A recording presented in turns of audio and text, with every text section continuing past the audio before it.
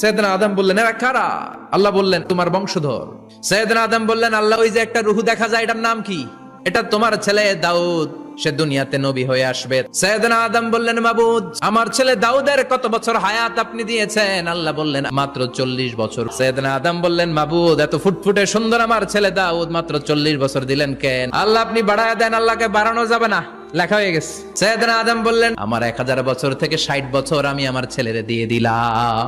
আর আদম আলাইহিস সালাম পেয়েছিলেন 1000 বছর, 60 কমে গেলে রইল কত? 940 বছর পৃথিবীতে থাকার পরে মালাকুল মাউত চলে এসেছে, এসে বলল, জিইতু আন আকবাদা রূহাক, রূহ কবজ করতে আসছি। আদম আলাইহিস সালাম বললেন, রূহ কবজ করতে আসছো মানে? আমি বাঁচবো 1000 বছর।